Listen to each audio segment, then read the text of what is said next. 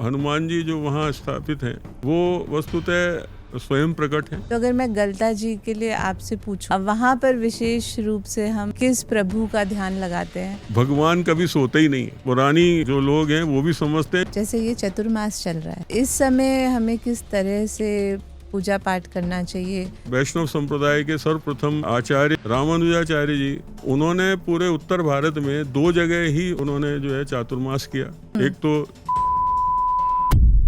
आज हम जयपुर के एक प्रसिद्ध मंदिर के बारे में बात करेंगे, जो सिर्फ मंदिर नहीं है, यहाँ पर उसको राजस्थान की काशी के नाम से जानते हैं। ऋषि गालव की तपोभूमि गलता जी मंदिर के बारे में बात करेंगे। 1981 में जब बाढ़ आई थी तो गलता जी लगभग पूरी तरह से ध्वस्त हो गया, और उस समय भी ये अखंड ज्योति चलती रही। जब सब सारे स्थलों में जल ही जल था, उस तरह के स्वरूप में भी वो अखंड ज्योति बराबर चलती रही। ऐसा मैंने बताया, ये सीताराम जी की मान्यता पूरी तरह से रही है। आज भी उनके कुल देवता के रूप में सीताराम जी वहाँ रहते हैं। क्या राम और कृष्ण अलग हैं? तो वो फिर जो दर्शन उनको वहाँ हुआ था, वो गलता जी में वो मूर्ति स्थापित हुई, और वो मूर्ति में राम और कृष्ण दोनों का सम्मिलित स्वरूप है। जो मुख है वो तो सीधा है उनका, हाँ। चरण जो है वो कृष्ण की तरह, एक पांव पर दूसरा पांव है। अध्यात्म की इस यात्रा में आप सबका फिर से स्वागत है, और आज हम एक विशेष पॉडकास्ट करने जा रहे हैं, जो आपको लगेगा ही नहीं कि पॉडकास्ट है। ऐसा लगेगा जैसे कि हमने बहुत सारे दर्शन कर लिए घर बैठे। अध्यात्म की सच में हमने एक ऐसी यात्रा कर ली जो बहुत अद्भुत है। आज हम जयपुर के एक प्रसिद्ध मंदिर के बारे में बात करेंगे, जो सिर्फ मंदिर नहीं है, यहाँ पर उसको राजस्थान की काशी के नाम से जानते हैं। ऋषि गालव की तपोभूमि गलता जी मंदिर के बारे में बात करेंगे, और स्वामी जी हमारे साथ हैं। हम उनका स्वागत करते हैं। आपका बहुत बहुत स्वागत स्वामी जी। श्रीमन नारायण। तो मतलब एक अलग ही जुड़ाव आपका इस मंदिर से बचपन से बना हुआ है, और जो जानकारी आप दे सकते हैं वो मुझे नहीं लगता कि हमें कहीं से मिल सकती है। पहले तो मेरे मन में ये बात है कि ऋषि गालव ने इसी भूमि को तपोभूमि बनाया, गलता जी को, जिसको हम अब गलता जी के नाम से जानते हैं। तो उसके बारे में थोड़ा सा अगर आप इतिहास हमें बता सकें। जी बिल्कुल, जो है ये बात बहुत उपयुक्त है और ये समयानुकूल भी है। हाँ जी। क्योंकि बहुत सारी चीज़ें इतिहास में लोग की जानकारी में इसलिए नहीं आ पाती कि वो बार बार रिपीट नहीं हो पाती, बार बार उनका जो है स्थापन नहीं हो पाता। हाँ, इसलिए कई बार, जैसे पहले कभी स्कूल्स में एक पूरा अध्याय था गालवाश्रम के लिए, हाँ जी, यहाँ पढ़ाया जाता था, तो अब वो चीज़ें नहीं है, तो वो चीज़ें लुप्त भी होती जा रही हैं। बिल्कुल। वस्तुतः एक तो संशोधन में ये करना चाहता हूँ आपकी जो उसमें, गलता जी वस्तुतः एक मंदिर नहीं है जी। दूसरा, गलता जी जो है एक प्रसिद्ध मठ है वैष्णव परंपरा का, और इसमें जो मूल रूप से आज जो नाम है वो गलता जी 500 वर्ष पहले इसको गद्दी बनने के बाद इसका नाम गलता जी हुआ। लेकिन पूर्व में, जैसा आपने पूछा है, गालव ऋषि ने यहाँ 60,000 वर्ष तक तपस्या की थी। इस स्थल को उन्होंने किस लिए चुना, जो आपने पूछा, वो ये था कि वो ब्रह्मा जी के पौत्र हुए और उन्होंने विश्वामित्र जी से दीक्षा ली और वहाँ अध्ययन भी किया उनके पास। जब वो उनकी दीक्षा पूर्ण हो गई तो उन्होंने कहा कि जाओ प्रचार प्रसार करो। उन्होंने कहा पहले आप गुरु दक्षिणा लो। तो आज की तरह नहीं था कि कुछ पैसे से या उस तरह से कोई दक्षिणा या उसकी कोई चीज़ ली जाती थी। हाँ जी। गुरु दक्षिणा में गुरु शिष्य की परीक्षण करते थे। तो उन्होंने जब बहुत जिद की, उन्होंने मना भी किया कि तुम ब्राह्मण बालक हो, तुमसे मैं नहीं लूँगा। तो बहुत जिद जब की तो उन्होंने कहा ठीक है, तो फिर मेरे लिए 800 श्यामकर्ण घोड़े लाओ। अच्छा। तो वो श्यामकर्ण घोड़े, जिनका एक दाहिना कान काला होता है, हाँ, बाकी पूरा शरीर चंद्रमा के समान श्वेत होता है, तो वो ऐसे दुर्लभ घोड़े जो वो उनको लाने के लिए जब कहा तो उन्होंने चारों दिशाओं में ढूंढा, उनको एक भी घोड़ा नहीं मिला। तो बड़ी गिलानी हुई कि मैंने गुरु को एक तो आग्रह करके उनसे गुरु दक्षिणा के लिए कहा, और अब मैं गुरु दक्षिणा देने में सक्षम नहीं हूँ।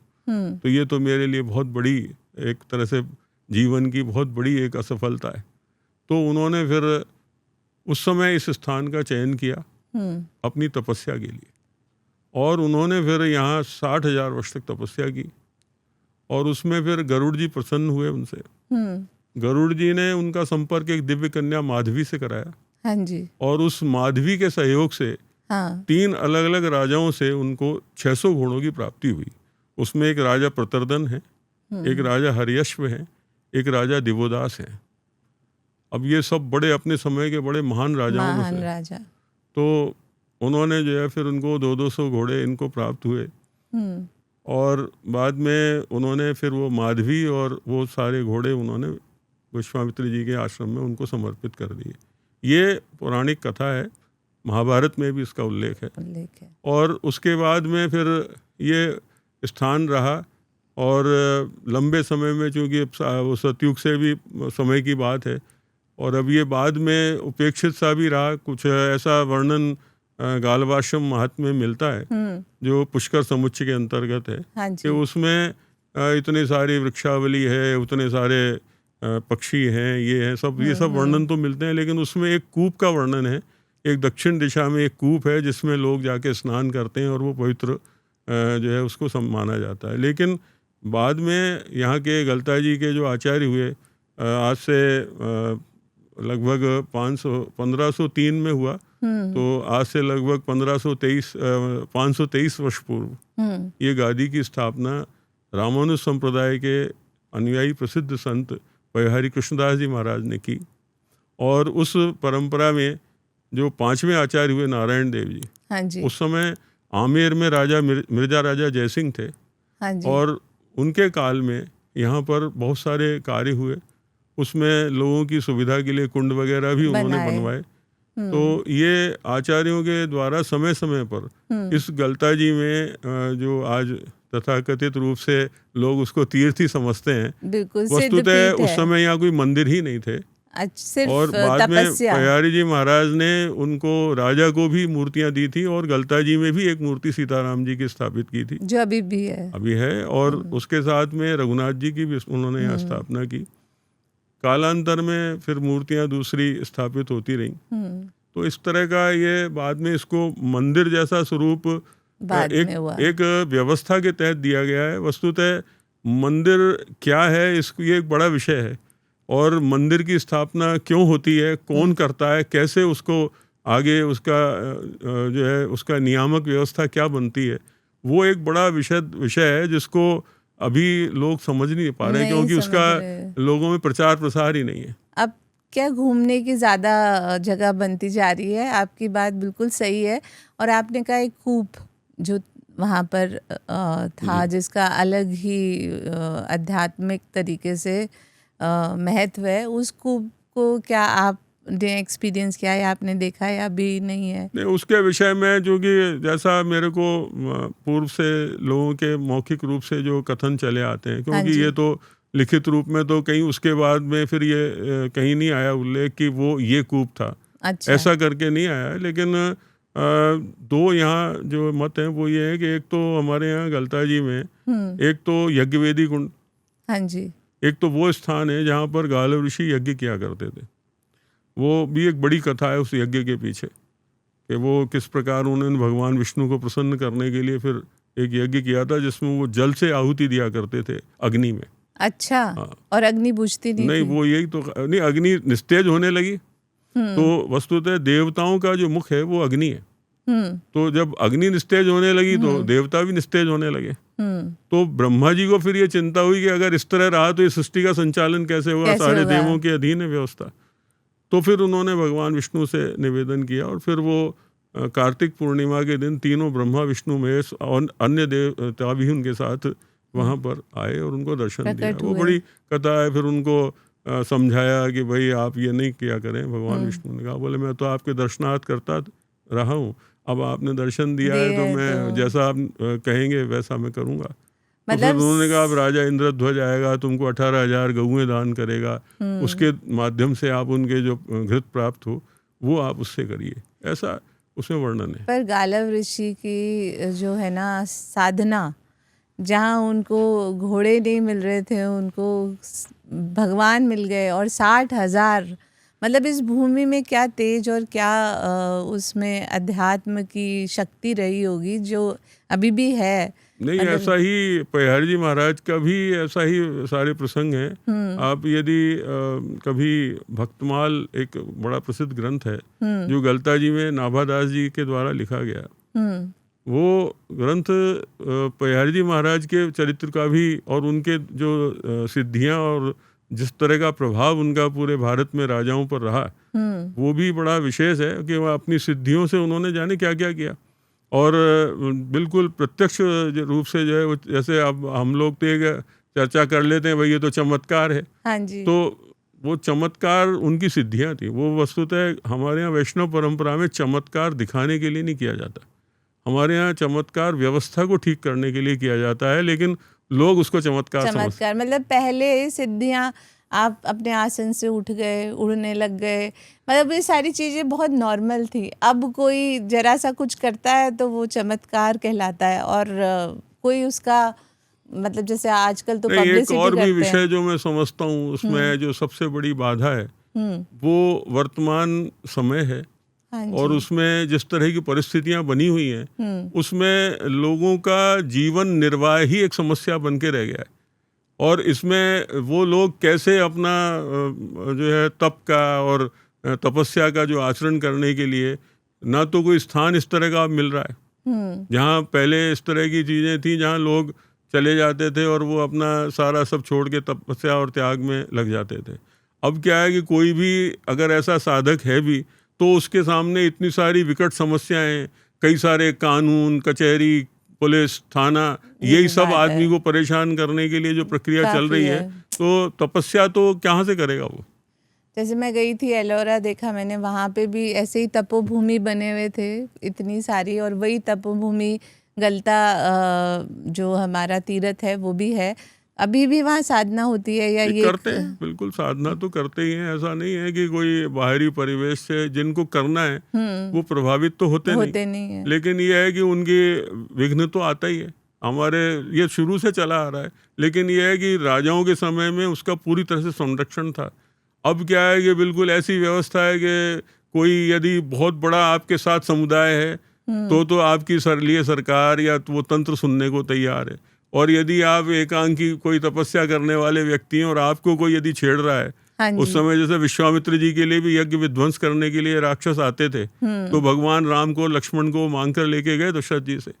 तो यहाँ आज जो स्थिति है वो आज तो बड़ी विचित्र है। आज वो, उस समय भगवान राम थे, उस समय राजा दशरथ थे, तब तो कलयुग भी तो है, समस्याएं बढ़ तो गई वही है कि कोई यदि उस तरह की साधना में यदि लीन होना चाहता है, कोई उसमें पूरी तरह से हो ही नहीं समर्पित है, सकता। तो लोग उसको उसके नहीं लिए देते। बड़ी समस्या का कारण बन जाते हैं। तो गलता जी के इस रूप में आने में, या इतने उसमें, आप एक नहीं कई मंदिर हैं, ज्ञान गोपाल मंदिर, राम गोपाल मंदिर, सीताराम मंदिर, हनुमान जी की जो है अखंड ज्योत, स्वयंभू हनुमान जी, तो ये सब हिस्सा इसकी जो ये यात्रा रही। इसमें देखिए, जैसे दो विषय तो बड़े महत्वपूर्ण है जो आपने पूछ लिए। हाँ जी, एक तो जो हनुमान जी जो वहाँ स्थापित हैं हाँ जी, वो वस्तुतः स्वयं प्रकट हैं, और गलता जी के जो दूसरे आचार्य थे पयहारी जी महाराज के बाद,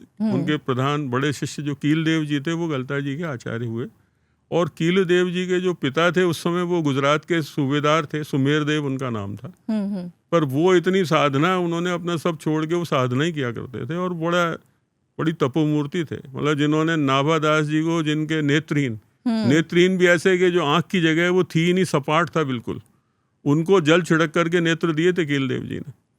तो वो बड़ा ऐतिहासिक बात है। तो वो कील देव जी ने वो स्वयं प्रकट जो है हनुमान जी यहाँ, और वो वहाँ जो अखंड ज्योति चलती है वो भी स्वयं प्रकट उन्होंने वहाँ स्थापित और की। अभी तक जल रही है। अभी वो चलती है, उसको निरंतर प्रज्वलित रखा जाता है। मैं एक बात और विशेष बताऊं आपको, 1981 में जब बाढ़ आई थी तो गलता जी लगभग पूरी तरह से ध्वस्त हो गया था, और उस समय भी ये अखंड ज्योति चलती रही, जब सब सारे स्थलों में जल ही जल था।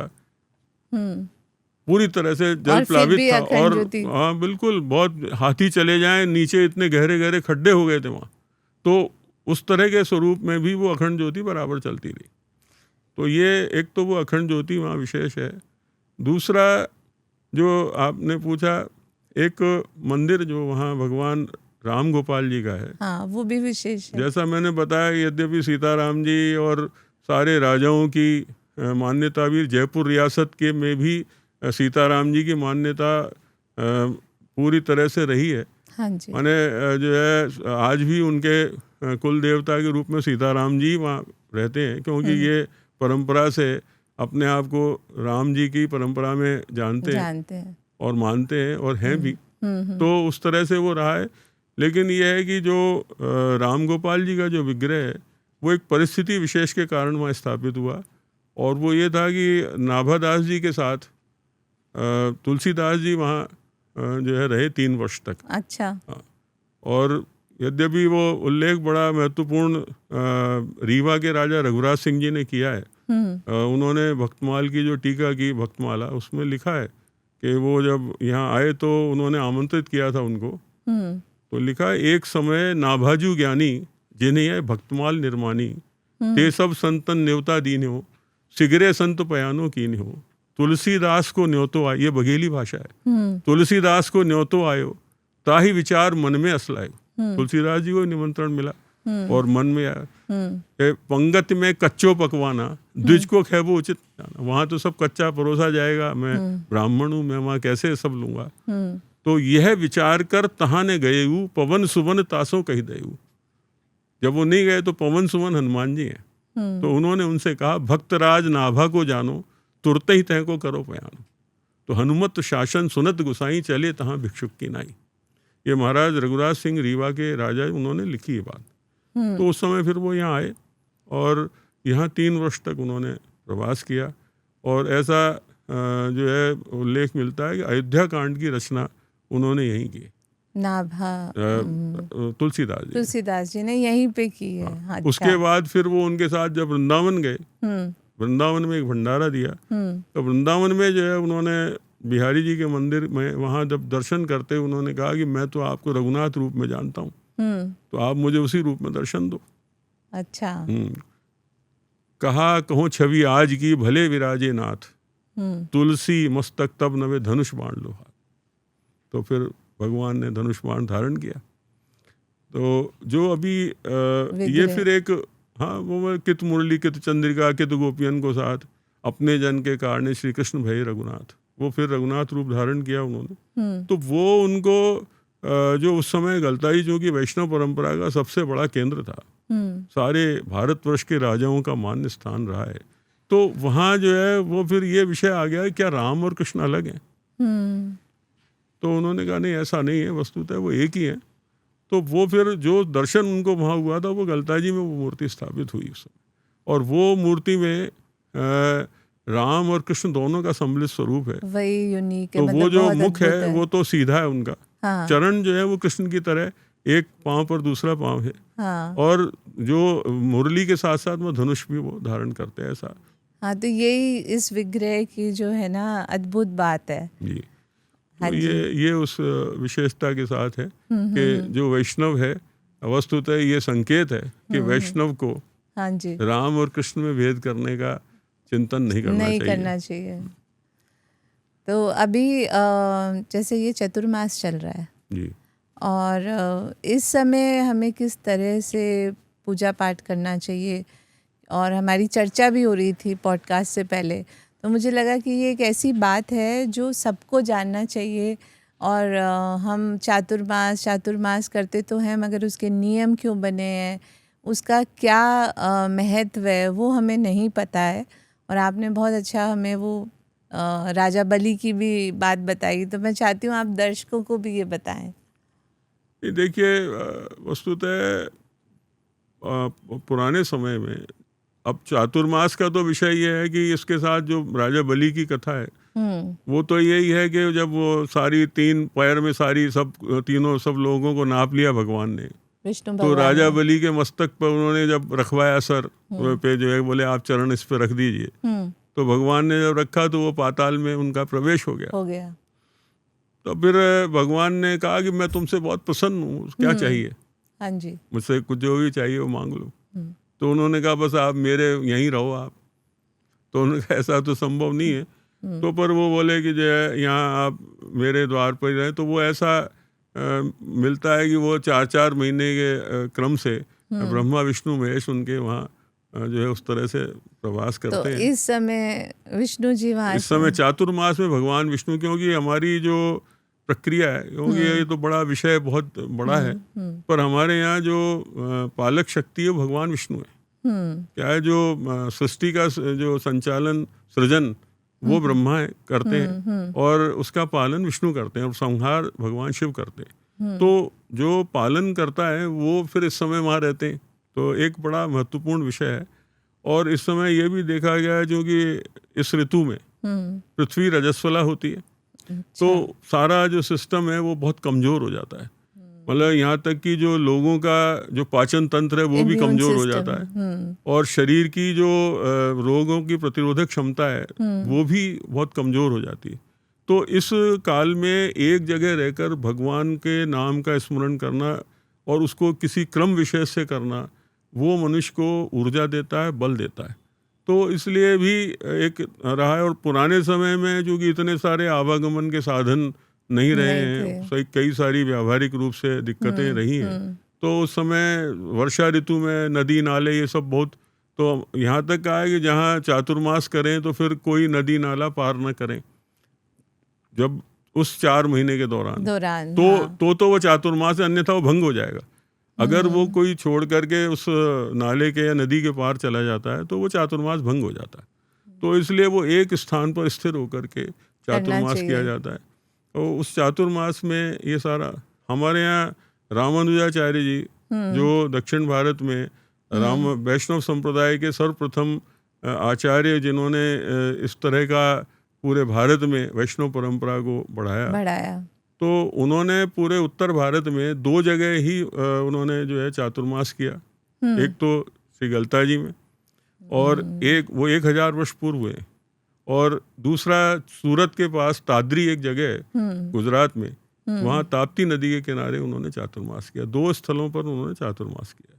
तो ये जो चातुर्मास है ये वस्तुतः व्यक्ति के लिए ऊर्जा को संचित करने के लिए, भजन आदि करने के लिए, जब आपकी सारी गतिविधियां रुक रही, क्योंकि इस समय देखिए एक और भी बात है, भारत कृषि प्रधान रहा है जी, तो इस वर्षा ऋतु में कृषि संबंधी कार्य भी शून्य हो जाते हैं। तो उस समय फिर लोग करें क्या?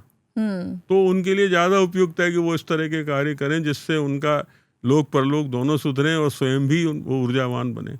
तो उसके लिए ये सब, इसीलिए सारे शुभ कार्य निषेध हैं। कुछ आप बस अपने अंदर फोकस करो, खुद पे अध्यात्म को बढ़ाओ और अपनी जो है एनर्जी। शुभ कार्य के विषय में तो ऐसा मेरा मत है कि हमारे यहाँ जो भारत का मध्य का जो स्थल है, जिसमें मध्य प्रदेश है, राजस्थान है, उत्तर प्रदेश है, ये जो इस तरह के जो क्षेत्र आ रहे हैं जो भारत के नक्शे में मध्य में आते हैं, इन स्थलों में विवाह के लिए आदि कार्यों के लिए दूसरी व्यवस्था है। लेकिन जैसे द्विगर्त देश है, पंजाब है, कश्मीर है, हिमाचल है, वहाँ पर इस समय विवाह होते हैं। अच्छा, हाँ, वहाँ विवाह होते हैं। अपने यहाँ तो जब तक देव उठनी एकादशी, हाँ, वो उसका चूंकि यहाँ इस तरह की मान्यता, उसका प्रभाव विशेष रूप से माना गया है। तो यह है कि स्वीकारोक्ति सबसे बड़ी चीज होती है, किसी चीज को स्वीकार करना और फिर उसके अनुसार आचरण करना। तो ये स्वीकार्यता हमारे यहाँ विशेष रूप से है इस मध्य भाग में कि भगवान इस समय वहाँ विराजमान है, तो इस समय में ऐसे कार्य करने से उसका कोई अच्छा सुफल, क्योंकि वो पालक शक्ति है, उसका सुफल नहीं होगा। तो कुछ लोग कहते हैं कि योग निद्रा में चले गए, मगर आज आपसे हमें पता चला कि वो अपना वादा किया हुआ है वो निभाने जाते हैं। और देखिए ये आप इसको ये भी स्पष्ट करें, भगवान कभी सोते ही नहीं है।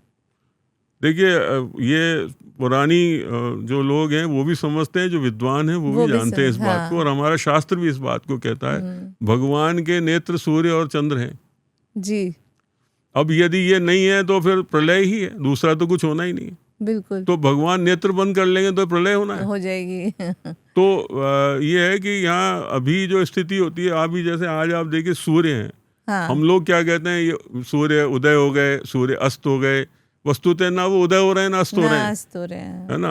अब जब यहाँ वो अस्त हो रहे हैं तो अमेरिका में उदित दिख रहे हैं वो, जी तो बिल्कुल। वो अस्त तो है ही नहीं। तो भगवान तो कभी सोते ही नहीं, तो वो निद्रा वाला विषय, तो क्योंकि ये कहा है कि ब्रह्मा जी का ये भी एक काल खंड का जो निराकरण है वो अभी तक कोई कर ही नहीं पाया।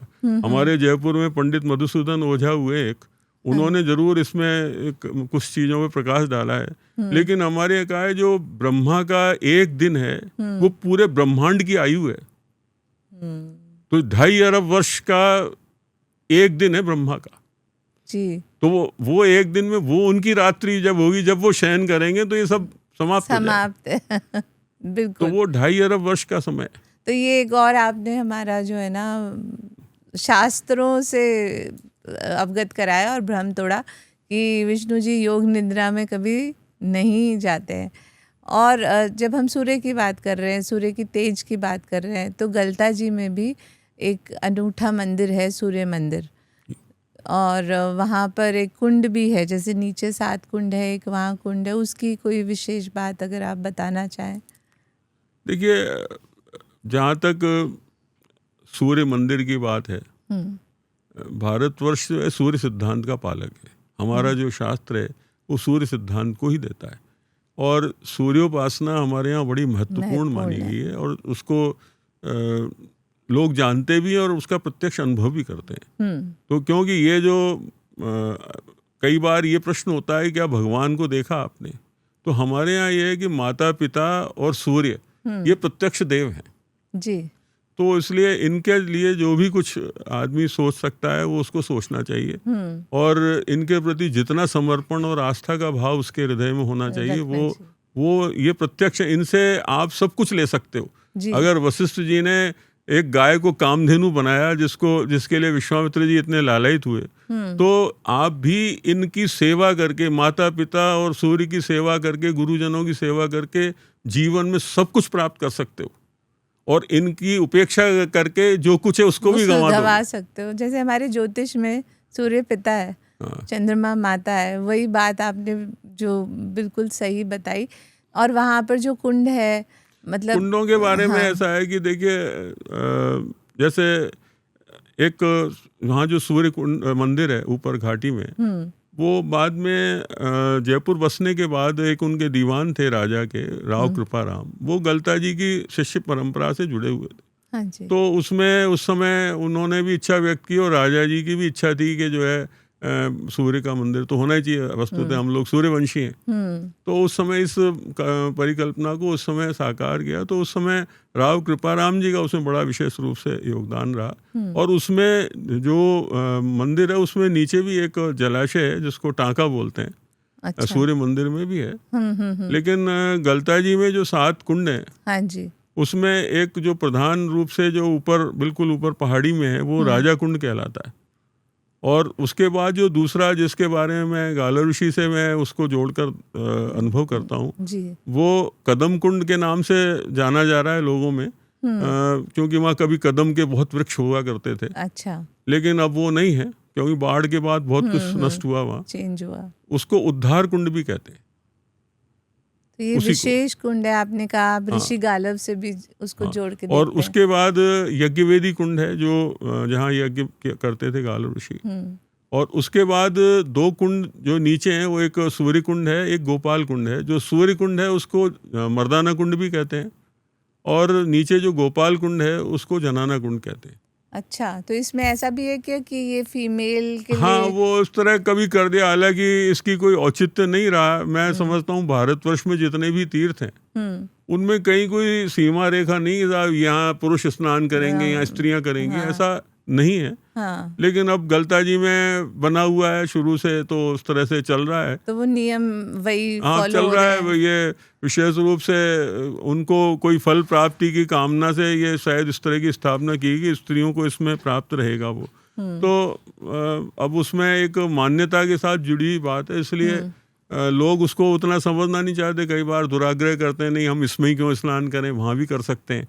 तो आपका खुद का मत क्या है, आप क्या समझते हैं कि मैं ऐसा समझता हूँ कि वो जो व्यवस्था पुराने समय में आचार्यों ने की है, स्थापित की है, हाँ, उसको कायम रखना चाहिए। अनुसरण वो करना एक चाहिए, मान्यता, देखिए हर मंदिर की एक मान्यता विशेष है नियम है। और उसका यदि कोई पालन करता है तो उसका फल भी रहता है। जी जी ऐसे ही हर स्थान की जो स्थापना किसी निमित्त विशेष से की गई है, जी, उसका फल तभी प्राप्त होगा जब उसके अनुसार उसका हम आचरण करें, उसको अनुसरण करें। अपनाएं।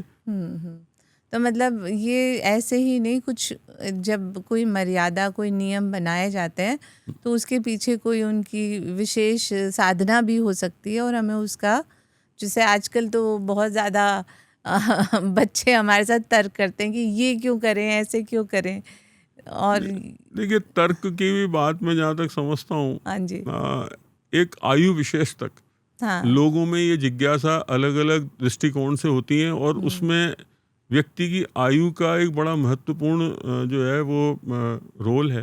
हाँ जी, और वो रोल संभवतः ये है कि उसमें चिंतन की जो प्रक्रिया है वो भिन्न रहती है। एक विद्यार्थी जीवन में चिंतन की प्रक्रिया और है, एक गृहस्थ जीवन में भी चिंतन की और प्रक्रिया और है। पर हमारे यहाँ जो वानप्रस्थ का है, जैसे मतलब मैं ये कह सकता हूँ 50 वर्ष की आयु के बाद हाँ, उसकी चिंतन की प्रक्रिया में अंतर आता है। हाँ, तो ये जो क्योंकि वो व्यावहारिक रूप से जीवन में कई चीज़ों को अनुभव कर चुका होता है, जी, तो कई बार ये है कि चीज़ों को हट की तरह से नहीं देखना चाहिए। जी, उसको कई बार जो है अपने चिंतन से, मनन से, अपना जितना ज्ञान है उसके स्वाध्याय से या दूसरों के द्वारा जो प्राप्त है उसके माध्यम से उसको समझने की चेष्टा करनी चाहिए कि ये जो बात कही जा रही है कहीं ऐसा तो नहीं इसमें कुछ मर्म हो। तो मतलब अगर हमारे से कोई बच्चा जिद करता है कि मुझे ये नहीं करना है, तो आप बड़े हैं, आपको उसका भी जो है पहलू समझना चाहिए, आप ये कह रहे हैं, और समझना भी चाहिए और उसको अपनी कई बार क्या है उसको छोड़ देना चाहिए स्वतंत्र उस बात के लिए। जी, अब उस पर क्या है कि अगर हम उसको समझाने की चेष्टा करते हैं तो कई बार वो उसको और ज़्यादा जिद के रूप में लेते हैं। जी, तो उस तरह कभी कोई बात इस तरह की वो करते हैं जिसमें अपने को या जो व्यक्ति सामने है उसको ये लगता है कि ये हट कर रहा है और दुराग्रह कर रहा है, वस्तुतः ये सत्य पर नहीं चलना चाह रहा है, ये अपने मन से ही चलना चाह रहा है, तो फिर उस समय उसको छोड़ देना चाहिए। जी, क्योंकि उसको फिर देखिए हमारे यहाँ संसार में 3 ही तरह के लोग हैं, जी, चौथा ही कोई किस्म नहीं है। हाँ जी, तो हम पहले जो प्रकार के लोग हैं उनको हम सर्वोत्तम कहते हैं। वो लोग हैं जो जीवन में दूसरों के जीवन से घटी हुई घटनाओं से सबक लेते हैं अथवा जो हमने अध्ययन किया उससे हम अनुभव करते हैं। ये 2 अवस्थाएं उनके लिए हैं। और दूसरे मध्यम श्रेणी के लोग जो अपने जीवन में घटी घटनाओं से तो कोई सीख नहीं लेते, पर कभी उनसे घट जाए उनके जीवन में तो वो कम से कम ये हो जाता है कि ये तो बड़ा एक नया अनुभव रहा है, अब इसको मैं अपने जीवन में दोबारा नहीं करूंगा। तो वो अपने जीवन में घटी घटनाओं से वो सबक ले लेते हैं। और तीसरे वो होते हैं जो इनको अधम का है, जिनको मूर्ख भी कह सकते हैं, कि वो ना दूसरों से सीखना चाहते हैं ना अपने से सीखना चाहते हैं और बार बार पुनरावृत्ति करते रहते हैं। तो वो ये 3 ही श्रेणियां हैं। तो अब उसके लिए तो कोई कुछ, किसी का योग ही ऐसा है तो कोई कुछ कर भी नहीं सकता। अब जब हम गलता जी की बात फिर से वहाँ पहुँचते हैं तो वानर या बंदर वहाँ पर बहुत पाए जाते हैं और लोग वहाँ स्पेशली जाते हैं। मुझे याद है मेरे ससुर साहब भी वहाँ रोज़ केले खिलाने जाते थे, हमारा वहीं फार्म हाउस है जामडोली में। तो वहाँ पर ये वानर का होना और हनुमान जी से इस पूरा जगह का एक विशेष नाता होना, ये संयोग है या इसके पीछे भी कहते हैं ये वानर सेना वही वानर सेना है जो हनुमान जी के साथ देखिए ऐसा है कि बहुत सारे विद्वानों का जी ये अभिमत है कि जो भगवान राम के समय में जो जिनको हम वानर कह के संबोधित करते रहे या करते हैं, वस्तुतः वो वानर थे ही नहीं। अच्छा, है ना। और उनको बंदर समझ लेना, हाँ, ये एक बहुत बड़ी अज्ञानता है जी, है ना।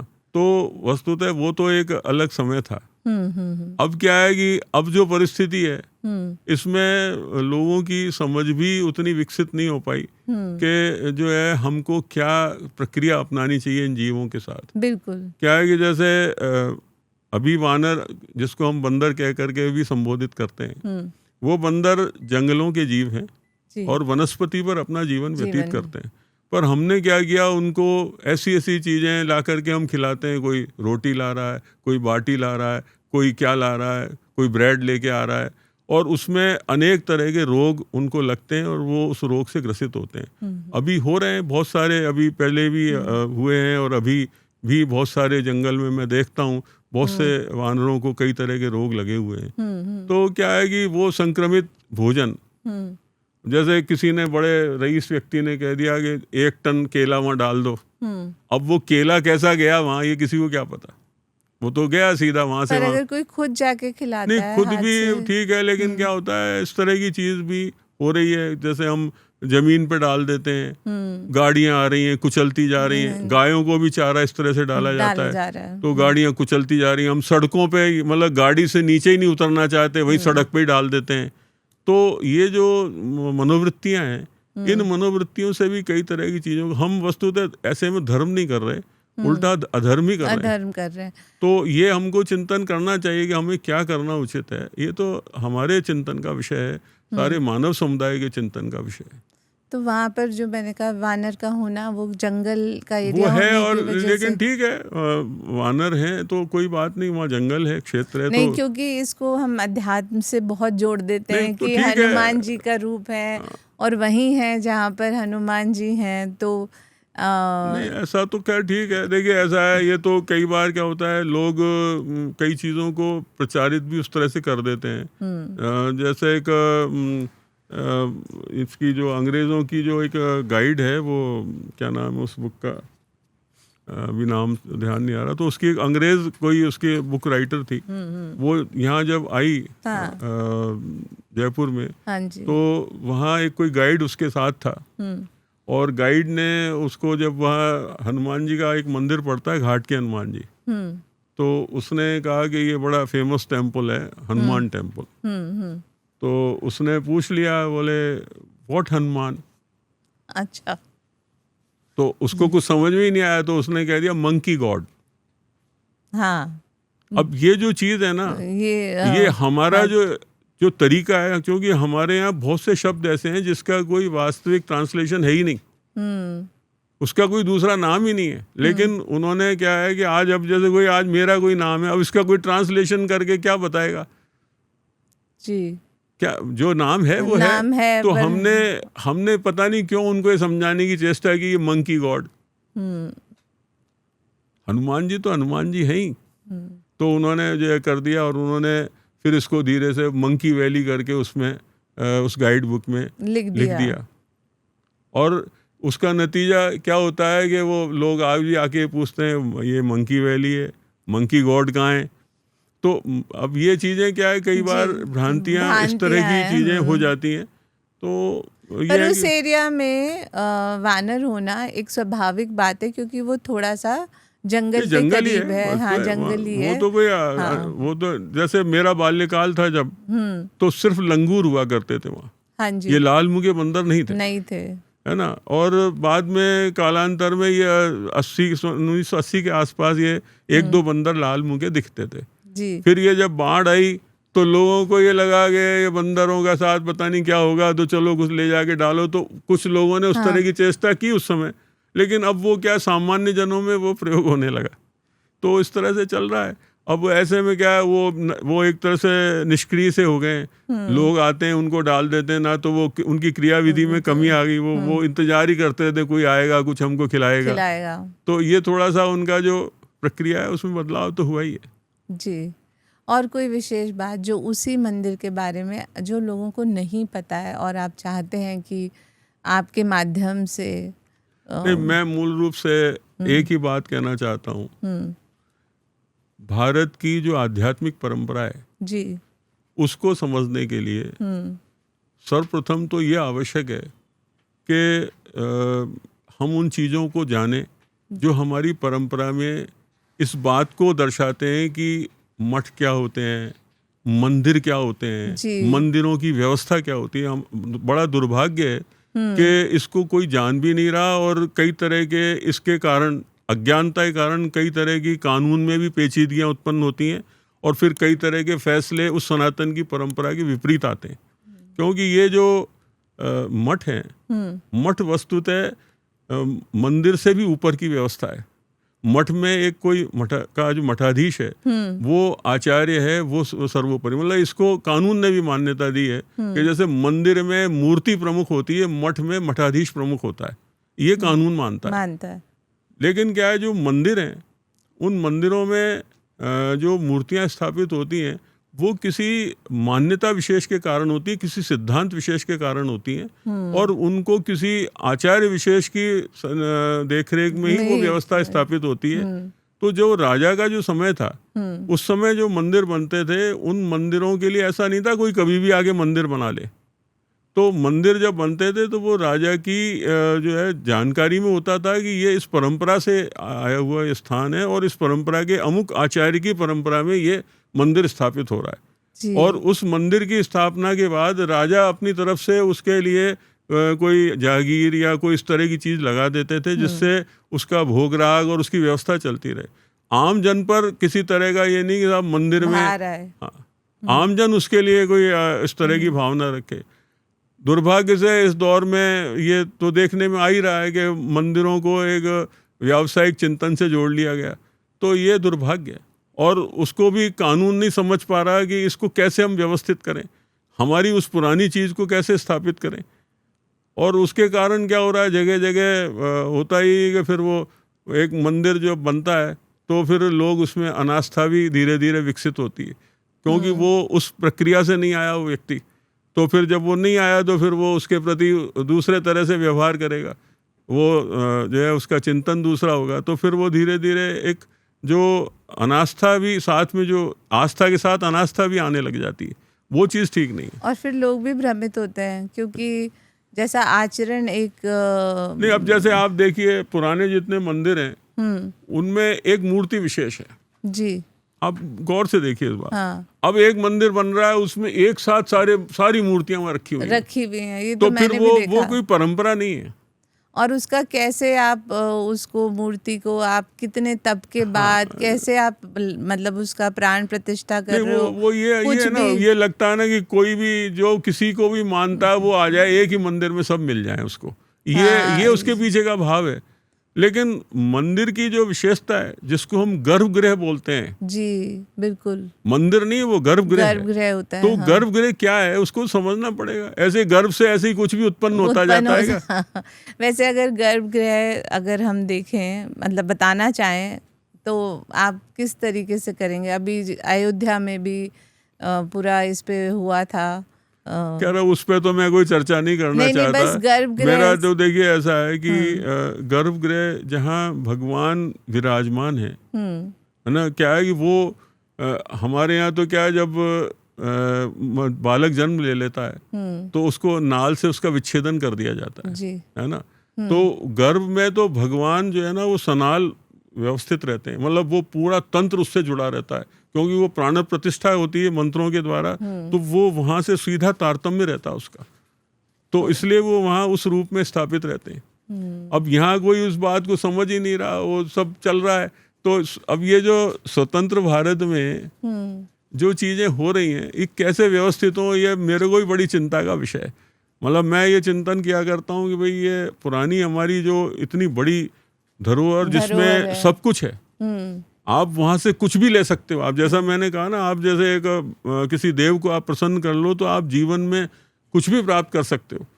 तो वो चीज भी तो होनी चाहिए ना, खाली एक यही तो नहीं है कि गए और हाथ जोड़े, प्रणाम किया, दंडवत किया और चलो आगे, यही तो नहीं है। मनुष्य की बहुत सारी कामनाएं हैं उसके जीवन में। हमारे यहाँ जैसे कहा भाई 4 तरह से लोग भजते हैं मुझको, है ना। तो मूल रूप से मैं देख रहा हूँ, जैसे भगवान ने कहा गीता जी में, चतुर्विधा भजन्ते माम ते जना सुकृतिनोर्जुन, आर्तो जिज्ञासु अर्थार्थी ज्ञानी च भरतर्षभ। 4 प्रकार से मुझको भजते हैं। तो आर्त हैं, जिज्ञासु। आर्त माने जिनका सारा अभिमान टूट गया, उसके बाद उसको भगवान का याद आती, अब तो मैं मरा, अब कोई बचाने वाला ही नहीं है। मैं ये समझता था ये बचा लेगा, वो बचा लेगा, अब मेरा कोई काम नहीं आ रहा, वो आर्त है। दूसरा जिज्ञासु है, जिसको ये जिज्ञासा है कि भगवान कैसे हैं, क्या वो हैं भी कि नहीं है, वो किस रूप में आते हैं, कैसे अपने भक्तों को वो जो है कृपा का जो है पात्र बनाते हैं। ऐसे ही एक अर्थार्थी, तो मैं जो अर्थार्थी को लेके ये चर्चा कर रहा था कि अर्थार्थी इस युग में सब हैं। अर्थ माने जिसको मतलब से भजने वाला, मतलब व्यवसाय बना लिया और आप नहीं वो नहीं। हाँ। अर्थ माने मतलब से भजना। मुझे ये चाहिए भगवान को मैं अगर आप मेरे पे ये कर दो तो आपको थाल भोग लगाऊं, सवा मणि लगाऊं, तो ये जो है ना हम मतलब से भजते हैं। लेकिन हमारे उस मतलब की पूर्ति, तो मैं यहाँ इस पे आना चाह रहा हूँ कि भगवान की वो व्यवस्था तो वहाँ हो जिससे वो आपकी सारी कामना की पूर्ति कर सके। तो वो व्यवस्था तो एक सिस्टम में ही चलेगी, और वो सिस्टम को हम कायम कैसे रखें, ये मूल बात है। और हमें कैसे साधना करनी चाहिए, ये तो मतलब ये तो विषय बहुत गहरा है कि आजकल जिस तरीके से मंदिर, देखिए ऐसा है कि हमारे जो पुराने शास्त्र सम्मत जो प्रक्रिया है, हाँ जी, उसमें ये सब विधान है कि कैसे आपका सुबह उठने से लेके सोने तक आपको क्या करना है, ये पूरा वर्णन उसके अंदर है जी। लेकिन यह है कि भगवान के लिए तो कोई ऐसा है ही नहीं, कोई नियम के साथ इस तरह। भगवान के लिए तो यह है कि यदि वो आस्था से आप उसको भज रहे हैं, यद्यपि आचार्यों ने इस पर जरूर संकेत किया है कि आभ्यंतर और बाह्य शुद्धि ये बहुत जरूरी है। तो वो जरूरी है तो उसको करना भी चाहिए, क्योंकि आचार्यों की जो बात है उसकी अवमानना कभी नहीं करनी चाहिए। उसकी करने से गति प्राप्त नहीं होती मनुष्य को, क्योंकि गति गुरु के मुख से जो प्राप्त हुआ है उसी से होती है। ऐसे अन्यथा तो आप करते रहो, फिर वो उसका कोई ना कोई रूप विकृत आएगा सामने। तो वो जो है, जो भी कुछ है, आप उसके तहत जो भी आपको मार्गदर्शन प्राप्त हुआ किसी भी आचार्य पद्धति से, उसमें पद्धति का विशेष रूप से है। हाँ। ऐसा नहीं है, क्योंकि ऐसा है कि अभी जैसे कोई स्वयंभू भी कोई व्यवस्था बन सकती है, तो वो तो कुछ भी कहेंगे तो वो तो चीज़ ठीक नहीं है। पर जो परंपरागत रूप से जो चीज़ें चली आ रही हैं उसमें यदि कोई ऐसा निर्देश है उसका पालन जरूर करना चाहिए, और उससे ही सदगति होती है। तो मेरा ये अभिमत है कि जैसे आप अपनी जो भी शुद्धि का क्रम है वो रखें। मैंने तो एक स्कूल में, यहाँ सोफिया स्कूल में मुझे चीफ गेस्ट बुलाया था, तो मैंने देखा कि बहुत सारी चीजें अनुभव की। तो मैंने कहा ऐसा नहीं, आभ्यंतर और बाह्य शुद्धि के लिए बहुत लोग ध्यान करते हैं। अब जैसे यहाँ तक कि मुसलमान है वो भी वजू करते हैं, जब नमाज पढ़ने जाते हैं उसके पहले वजू करते हैं जी।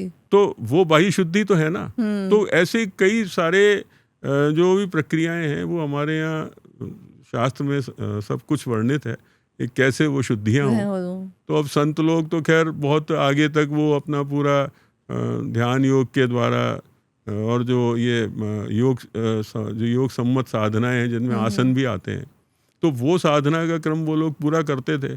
उनका समय इसी के लिए होता था। तो उसमें मैं तो ये देखता हूँ कि जैसे एक मेरे बाल्यकाल में एक संत थे, मैंने उनको देखा, वो पूरी जितनी भी ये अंदर की जितनी नाड़ियाँ ना मुंह से बाहर निकाल लेते थे वो, और वो उनका फिर प्रक्षालन करते थे, धोते थे और फिर वापस अंदर ये शुद्धिकरण तो अलग ही लेवल अलग था। तो वो उनको थी वो साधना से प्राप्त हुआ। वो तो हर एक के लिए संभव नहीं, या नेति धोती ही नहीं हो पाती सबकी, नेति धोती में ही विचलित होते हैं लोग। तो वो अलग विषय था कि क्या है कि स्वस्थ शरीर से साधना अच्छे से हो पाती है। इसलिए शरीर को स्वस्थ रखने के लिए आवश्यक है। इसीलिए हमारे यहाँ प्रथम सुख निरोगी काया कहा है। तो शरीर ही साधना का, शरीर माध्यम खलु धर्म साधनम, जितने धर्मों का साधन शरीर से ही होने वाला है। तो शरीर को पहले ध्यान देना जरूरी है। तो वो हमारे यहाँ किसी का है ही नहीं मतलब किसी का भी इस पर ध्यान नहीं है कि हम अपने शरीर को स्वस्थ कैसे रखें।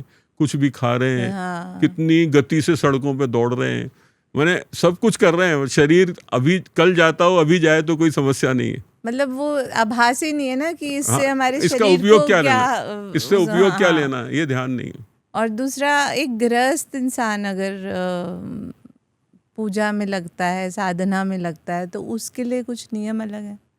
नहीं, ऐसा कुछ नहीं है। देखिए ऐसा है कि गृहस्थ के लिए तो थोड़ा भी बहुत है। और मैं समझता हूँ कि देखिए एक और बात आपको यहाँ मैं कहना चाहूँगा स्पष्ट, हमारे यहाँ कोई साधु, कोई इसका अर्थ ये नहीं है कि वो कोई वेश बना करके और वो सन्यासी कहलाने लगा। हमारे यहाँ का पर कार्यम साधेतीति साधु, जो दूसरों के लिए अपना जीवन व्यतीत करता है वो साधु होता है। और गीता जी में भी एक वचन में भगवान ने कहा है, गेयः स नित्य सन्यासी यो न द्वेष्टि न कांक्षति, जो ना तो द्वेष रखता हो न किसी से कोई आकांक्षा रखता हो वो सन्यासी है। हमारे यहाँ स्पष्ट है ये। तो इसलिए गृहस्थ ज्यादा बड़े सन्यासी और साधु हैं, मैं ऐसा मानता हूँ। क्या वो अपने जीवन को बड़ा संयमित ढंग से जी रहे हैं, इस सब के बावजूद भी कि इतनी सारी जिम्मेदारियां हैं वो कुछ ना कुछ दूसरों के लिए कर रहे हैं। तो इसलिए गृहस्थ ज़्यादा बड़ा जो है उनकी भूमिका इस सारे सनातन को बचाने में, इसकी प्रक्रिया में वो तो है। और ऐसा कुछ नहीं है, उनको जैसी भी समय मिले, लेकिन इस पर चिंतन जरूर रखें कि हमको ऐसा करना है। कई बार क्या होता है, इसको गौण मान लेते हैं या इसको ये मान लेते हैं ये सेकेंडरी काम है, इसका कोई अनिवार्यता नहीं आवश्यक जीवन में। लेकिन मैं जानता हूँ कि जब भी किसी ने भगवान का आश्रय लिया, बिल्कुल उसके जीवन में कभी कोई कठिनाई आती भी है तो बड़े सहज में चली जाती है। ये तो हम नहीं कहते कि कठिनाई नहीं आएगी, क्योंकि उसके जन्मों के योग भी हैं। जब भीष्म पितामह को भी ये जिज्ञासा थी कि मैं यद्यपि बाणों से बिंधा पड़ा हूँ, ये मैंने इसको स्वयं स्वीकारा था, लेकिन फिर भी ऐसा क्या योग है इतने दिन तक मुझे इस समस्या से ग्रसित रहना पड़ रहा है। तो फिर वो उनको जिज्ञासा थी, तो पूर्व जन्म का योग था वो जी। उसलिए जो उनके पूर्व जन्म का कृत्य था तो वो उस समय भोगना था। तो हमारा यह है कि करा हुआ तो मनुष्य के सामने आएगा, अवश्यमेव भोक्तव्यम कृतम कर्म शुभाशुभम, शुभ या अशुभ जो किया है वो जीवन में भोगना ही पड़ेगा। कब भोगना पड़े वो अलग बात है, इस जन्म में अगले जन्म वो में कभी भोगना पड़े, आएगा जरूर। आपने एक बात कही कि मतलब अगर हमें मंदिर समझना है, मठ समझना है, तो आपको ये समझना पड़ेगा कि यहाँ पर विशेष रूप से किसकी पूजा हो रही है या किसकी पूजन के लिए हम आ रहे हैं। तो अगर मैं गलता जी के लिए आपसे पूछूं, मुझे भी पता है, पर आप जब हैं तो वहाँ पर विशेष रूप से हम किस प्रभु का ध्यान लगाते हैं? देखिए ऐसा है, जैसा मैंने आपसे कहा कि वैष्णव परंपरा का मठ है और रामानुजाचार्य जी की जो विशिष्टाद्वैत सिद्धांत है। देखिए ऐसा है, जो शंकराचार्य जी ने, आदि शंकराचार्य जी ने जो अद्वैत मत दिया था, वो एक फिलॉसफी उनके द्वारा जो दर्शन उनके द्वारा स्थापित था, उसमें एक को हम द्वितीयो नास्ति, है ना, वहाँ शिव भगवान ही सब कुछ है, दूसरा कुछ नहीं है, ऐसा उनमें भाव था। लेकिन यहाँ रामानुजाचार्य जी ने ये कहा कि जीव और माया इनके बिना भी अगर हम कल्पना करें तो वो ईश्वर कुछ नहीं रह पाएगा। उस ईश्वर के लिए भी ये दोनों आवश्यक है, उसके बिना कुछ नहीं है। तो है, वो है तो एक ही, लेकिन इनके संयुक्त रूप से है वो। तो वो हमारे यहाँ जैसे आप गलता जी कभी जाएं तो हमारे यहाँ जो एक मंदिर रघुनाथ जी का है, वो उसको निरूपित करते हैं, विशिष्टाद्वैत को निरूपित करते हैं कि माया जीव और ब्रह्म से संयुक्त है। लक्ष्मण जी जो है वो शेषावतार हैं जी, और वो जीवों के आचार्य हैं, और जानकी जी जो है वो माया है। जो माया तो क्या है कि वो जगत मोहिनी है, सारे जिस भी रूप में आए वो ढल जाती है उस तरह से। और ब्रह्म जो है वो अचल है, अटल है, स्थिर है। तो वो जो हमारे यहाँ विग्रह है उसमें जो इस परिकल्पना के साथ जब कभी हमारे आचार्यों ने वहाँ जब उनको स्थापित किया तो के जो है वो प्रस्तर माने पाखंड की पत्थर की प्रतिमा वो रघुनाथ जी की है, जो बिल्कुल अटल जिसको हम कह सकते हैं। और माया रूप में जो है वो जानकी जी वहाँ है, जो धातु का विग्रह है। हाँ। और जो लक्ष्मण जी है वो लकड़ी का, काष्ठ का विग्रह है वो। अच्छा, अलग अलग। हाँ, तो वो जीवों के आचार्य है। हाँ। तो इसलिए ये क्या है कि जीव और माया से संयुक्त है वो परमात्मा, इनके बिना वो उसकी जो है मान्यता। आज जैसे हम यदि भक्त हैं तो भगवान है, उनका उस स्वरूप का निरूपण कर कौन रहा है? वो अपने आप तो नहीं कर रहा, वो नहीं, वो चाहे वो उसी की कृति है। ये नहीं है कि साहब वो कोई अलग से वो है। हम जब ये जान रहे हैं कि वो अपने आत्मा जो है वो परमात्मा का अंश है, तो है तो उन्हीं का सब कुछ। हाँ। लेकिन वो एक स्वरूप अपने से अलग पृथक तो है। भगवान ने चाहे खुद बनाया उसको, लेकिन अपने से अलग बना करके। तो ये है कि इस तरह से ये चलता है। और ये विशिष्टा द्वैत का एक बहुत बड़ा जो दर्शन है वो उसकी पूरे विश्व में इसीलिए मान्यता है कि वो इस तरह की स्थिति को स्थापित करता है। हमारे यहाँ नाभादास जी ने भी जब मंगलाचरण किया है तो उन्होंने भी ये कहा है, भक्त, भक्ति, भगवंत और गुरु, चतुर नाम बपू, एक ऐसा लिखा है। ये 4 नाम है पर शरीर वस्तुतः एक ही है, तो 4 नाम भिन्न नहीं है। तो वो है कि भक्त, उनके बिना भगवान का क्या स्वरूप, वो वही तो उसको जो है वो स्थापित रखते हैं। और हमारे यहाँ तो आचार्यों का तो ये कहा गया है कि आचार्य भगवान को आशीर्वाद देते हैं कि आप इसी तरह से आपका वैभव और ये सब बढ़ता रहे और चलता रहे। तो आचार्यों का काम दूसरा है। आज वशिष्ठ जी जो है वो गुरु हैं भगवान के, तो वो उनके लिए मंगला शासन नहीं करते हैं, वहाँ पर उनके लिए जो है उनको आशीर्वाद ही देते हैं कि आपका ये स्वरूप, आपका ये वैभव, आपका ये सब यश कीर्ति ये बढ़े। तो ये आचार्यों का काम है। और भक्तों का काम ये है कि भगवान में पूरी तरह से लीन रहना, अपनी आस्था रखें। और अगर कोई, वैसे तो हर दिन भगवान का है, और हर जब आपको सुविधा हो, जब मन हो, सुविधा से ज़्यादा जब आपके मन में विश्वास हो, आपको जाना चाहिए भगवान के दर। पर अगर मैं आपसे पूछूं कि कौन सी विशेष तिथि होती है या समय होता है जिसमें हमें गलता जी में हनुमान जी के दर्शन करना चाहिए, या वो समय विशेषकर आपको, जैसे सावन में हम कहते हैं कि महादेव को पूजो? नहीं, ऐसा तो नहीं है। देखिए, ऐसा है कि बहुत सारी चीज़ें समय के साथ अपना रूप लेती हैं। मैं जब विद्यार्थी था तो ये कावड़ों का ही चलन नहीं था। आजकल हाँ, अभी तो ये क्या है कि बहुत सारी चीज़ें समय से भी चलती हैं। और जैसे जयपुर में ये जो छठ मनाते हैं बिहार के और उत्तर प्रदेश के लोग, ये कोई था ही नहीं। मतलब ये शुरुआत ही जब मेरे से पहली बार वो पूछने आए तो कुल 4 लोग थे। आज से करीब 35 साल पुरानी बात हो गई वो। तो 4 लोग थे, बोले हम यहाँ महाराज ऐसा कर लें। हमने कहा करो, ठीक है। ये शास्त्रों में नहीं है, ये तो समय के साथ कई चीजें तो इस तरह से विस्तृत होती रहती हैं। लेकिन देखिए, ऐसा भगवान के लिए सबसे श्रेष्ठ समय तो अपने यहाँ ब्रह्म मुहूर्त है जी। आज भी जो पुराने मंदिर हैं जयपुर के, वो 4 बजे ही खुलते हैं, है ना। और वो लोग उनमें जाते हैं। ऐसा नहीं है कि लोग नहीं जा रहे हैं या उस समय तो आप मंदिर सूने पड़े, आज भी जा रहे हैं जी, है ना। जब कि लोगों का जीवन शैली बदल चुकी है, लोग रात को 3-3 बजे तक जाग रहे हैं और सुबह 11 बजे तक सो रहे हैं। तो ये जो जीवन शैली में जो परिवर्तन हुआ, इसके उपरांत भी आज एक बहुत बड़ी भीड़ उन मंदिरों में जाती है जहाँ पर वो सुबह जहाँ मंगला होती है वो जाते हैं और अपना जो भी उनका भाव है उसके लिए वो वहाँ कार्य करते हैं। जैसी उनको प्रेरणा है, जैसा उनको ज्ञान है, जैसा उनको कोई किसी से निर्देश है, वैसा वो करते हैं। लेकिन ये है कि जो मूल बात है वो ये है कि कोई भी ऐसा समय जो संध्या काल है वो अपना एक महत्व रखता है। संध्या काल 3 समय में तो है ही है प्रकट रूप में। एक तो प्रातः, बिल्कुल जब रात्रि और प्रातः का मिलन जब है वो संध्या काल है जी। ऐसे ही मध्याह्न में एक संध्या काल है ना। और सायंकाल तो है ही संध्या काल। कुछ लोग जो चौथा संध्या काल है वो अर्धरात्रि में मानते हैं। अच्छा, हाँ। गोधुली तो मैंने सुना है, गोधुली सबसे उत्तम वो तो होता है। हाँ। पर जो तांत्रिक साधनाएं करते हैं वो उस रात्रि बिल्कुल वो तांत्रिक उस संध्या काल में करते हैं। तो इसलिए हर साधना का एक परिणाम है, एक महत्व है। अब यह है कि किसको कैसा क्या करना है उस पर वो निर्भर करता है।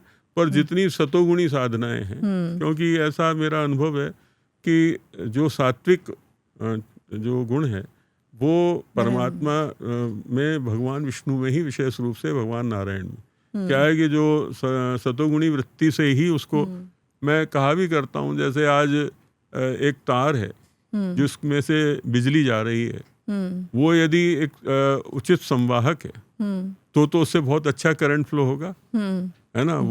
वो उसके लिए बहुत उचित संवाहक है। पर अगर वो ऐसा कोई दूसरी ऐसी चीज आ गई जिसमें वो करंट फ्लो ठीक से नहीं हो सकता, तो फिर वो बिजली में कई तरह के गतिरोध आएंगे, कोई समस्याएं भी उत्पन्न हो सकती हैं, वो फॉल्ट भी हो सकते हैं। तो ऐसे ही जो है जीवन में भी परमात्मा के उस सतोगुण के युक्त जो परमात्मा है भगवान विष्णु विशेष रूप से, उसकी कृपा को प्राप्त करने के लिए खुद भी तो सतोगुणी होना चाहिए। तो आपको उन चीज़ों को अपनाना है यदि उसकी कृपा का अधिकारी बनना है। तो ये तो विशेष है ही। अब लोग तरह तरह की साधनाएं करते हैं और उसके अनुरूप वो सोचते हैं वैसा कुछ है, लेकिन ये है कि हमारे यहाँ विशेष रूप से जो कि हमारा वैष्णव परंपरा से जुड़ा हुआ स्थान है, तो हम विशेष रूप से ये कामना लोगों से रखते हैं कि उनमें सतोगुणी वृत्ति आए, वो सात्विक जीवन अपना उनका वो बनाए, तो जरूर ही उन पर भगवान कृपा करेंगे। तो अब अंत में अगर मैं आपसे कहूँ कि ये बात आप कहिए ताकि हमारी युवा पीढ़ी भी थोड़ा सा अपने इस सनातन धर्म को समझे, क्या आप उनको संदेश देना चाहेंगे? मैं तो यही कहना चाहूँगा कि इस समय जो समय चल रहा है, हाँ जी, इस समय बहुत ज़्यादा विवेक की आवश्यकता है जी, क्योंकि कोई भी चीज़ में आपकी रुचि हो सकती है। इस समय ये दौर ऐसा है वो जो जैसे मान लीजिए आज के बच्चे मोबाइल पे पूरी तरह से आश्रित होते जा रहे हैं, ऐसे ही बहुत सारा रोज़ अखबार में पढ़ने में आता है, जैसे नए स्कूली बच्चों के साथ भी ड्रग्स वगैरह का ये सब बहुत कुछ बढ़ गया है। तो ऐसे में बच्चे अपना आत्मनियंत्रण कैसे रखें, उसके लिए बहुत ज़रूरी है कि वो एक तो अपनी माता पिता की बात को ज़रूर सुने, चाहे उसको आपको कैसा भी लगता हो, पर आप उनकी बात को सुनो और सुन के आपको ये नहीं कहा तुरंत मानो, आप सुनो और फिर आप उसको सुनने के बाद अपने मन पर उसका जो है पुनरावलोकन करो उस बात का कि ये कहा गया है, तो फिर इसमें मैं सोचूंगी मुझे क्या करना है। तो अपने विवेक का इस्तेमाल ज़्यादा करना है, दूसरे क्या कर रहे हैं इसको देख के नहीं चलना है जी। तो आपका जीवन बहुत अच्छा बन सकता है। वरना आप एक ऐसे संसार में प्रवेश कर रहे हो जहाँ बाहर कुछ है ही नहीं, आप एक जगह कुएं के मेंढक बन के रह जाओगे। आपका अपना कोई व्यक्तित्व बाहर निखार करके उसको लाने की स्थिति नहीं रहेगी जी ना। वो एक जो परिस्थिति बन रही है वो इस तरह की। तो इसलिए ज़रूर अपने विवेक का प्रयोग करें और अपने से बड़े लोगों की, खास तौर से माता पिता की तो करें ही। अब ये तो ठीक है जो भी है, पहले तो ये भी कहा है कि तुलसीदास जी ने मात पिता और गुरु की वाणी बिन विचार करिए शुभ जानी। इसमें विचार मत करो कि ये इसका परिणाम क्या होगा, बिन विचार करिए शुभ जानी, शुभ है ऐसा मान के आप करो। तो इसमें गुरु को भी सम्मिलित किया गया है। अब गुरु का जैसा भी है, गुरु के बारे में तो मैं कुछ नहीं कह रहा क्योंकि वो तो वो परंपरा ही गुरु शिष्य परंपरा लुप्त होती जा रही है। मतलब ठीक है, अगर वो उपयुक्त परंपरा है तो उसका जरूर उसमें जाना चाहिए ध्यान। और अगर सरकार को कहना हो आपको कुछ कि मतलब आप कह रहे थे ना, नहीं मैं सरकार से तो यही कहना चाहता हूँ कि हमारी जो मठ मंदिरों की व्यवस्था है इसको एक तो सरकारीकरण से मुक्त होना चाहिए। दूसरा ये है कि जो व्यवस्था राजा के समय थी जी। और जो परंपराएं थी उनके बारे में ऐसा नहीं सरकार को ज्ञात नहीं होता है। सरकार के पास सारे दस्तावेज हैं शुरू से आखिर तक, जितने भी राजाओं के राज रहे हैं उस समय में क्या क्या कौन कौन सी व्यवस्थाएं चलती थी उनको सब, वो तो सहज है 2 मिनट में सब ज्ञात हो सकता है। तो उस परंपरा को बनाए रखना, उसको जीवंत रखना, ये भी आज के सरकार में उसका पालन हो तो ये सनातन की रक्षा का सर्वश्रेष्ठ मार्ग है। और मतलब संरक्षण के साथ साथ आपको वो भी तो मेंटेनेंस भी तो चाहिए होगा कि इतनी बड़ी धरोहर। नहीं ये भी है, जैसे उस समय मैं गलता जी की बात करूं, दूसरे तो खैर कर ही रहे बेचारे परेशान हैं। एन्यूटी एक शब्द है, जब जागीरों का पुनर्ग्रहण हुआ जी, तो एक जो उस समय जो भी कुछ राजस्व उससे प्राप्त हो रहा था उसका 10% काट करके सरकार जो है वो भोगराग के नाम पर उस मंदिर को दे रही है क्योंकि उस समय उन्होंने जागीर ने पुनर्ग्रहण की और उस समय जितना भी उसका उन्होंने हिसाब किताब दिया उसके अनुसार मान लीजिए गलता जी के नाम पर वो राशि 36,000 रुपये सालाना थी। आज वो 36,000 रुपये इस समय के अनुकूल कहाँ है? बिल्कुल भी नहीं है। तो ये है कि यदि नहीं, कई बार ऐसा होता है, जैसे कई बार ये मेरे ऊपर भी आरोप आया इस बात का कि साहब रख रखाव के लिए और कुछ करो महाराज और कुछ करो। तो अब रख रखाव के लिए तो एक बड़ी राशि चाहिए, और मैंने तो उस परिस्थिति में इसको संभाला जब गलता जी बाढ़ से पूरी तरह ध्वस्त हो चुका था। उस समय कोई भी इसके संरक्षण के लिए आगे नहीं आया और अंततः कुछ लोगों ने किया, एक संस्था बनी तो कुछ समय किया, फिर मैं बिरला जी को लेके आया उसमें उसके सहयोग के लिए, उनको बड़ा आग्रह किया तो फिर उन्होंने किया। लेकिन यह है कि उसके बावजूद भी अब ये पूरी तरह से इसका बराबर इसकी रखरखाव होता रहे, बराबर इसकी व्यवस्था चले, उसके लिए निश्चित रूप से वो एक ऐसी राशि तो चाहिए जिससे वो चले। बिल्कुल। और लोगों से कहा जाए तो कई बार मेरे को बड़ी ग्लानि अनुभव होती है कि हम लोगों से कहें कि साहब इसके लिए चंदा दो, इसके लिए ये दो, ये मुझे बड़ी ग्लानि सी अनुभव होती है कहते हुए। मैं तो बल्कि इस प्रवृत्ति का रहा हूँ कि जब मेरे से पत्रकार कहा करते थे कि महाराज आपके यहाँ इतने प्रोग्राम होते हैं, आप कभी अखबार में कोई समाचार ही नहीं देते हो, छोटे छोटे मंदिर कितने सारे समाचार देते हैं। तो मैंने कहा भगवान को भी प्रचार की ज़रूरत है क्या? उस समय मैंने इस तरह का उत्तर उनको दिया था। लेकिन मैं देखता हूँ ये समय बड़ा विचित्र सा आ गया। तो ये है कि कई चीज़ें जो है वो हैं और उनको करने के लिए सरकार निश्चित रूप से बहुत कुछ कर सकती है।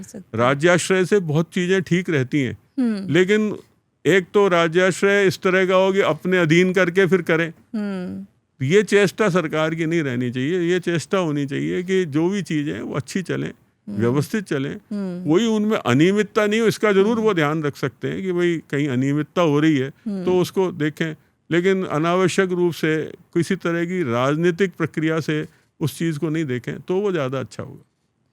तो हम तो यही चाहते हैं कि इस तपोभूमि में जहाँ आप इतना अपना आपने जीवन बिताया और इतनी सच में वहाँ पर एक अलग जो है ऊर्जा है, तो वहाँ ध्यान जाए। जयपुर का पूरा ख्याल गलता जी से ही रखा जा रहा है और सरकार भी जो है आपकी भरपूर इसमें मदद करे और ये जीवित रहे, ये जगह जिसने इतने लोगों को जो है संभाला है। और आपसे फिर बात करेंगे कभी मौका मिला तो बहुत बहुत धन्यवाद। नमस्कार।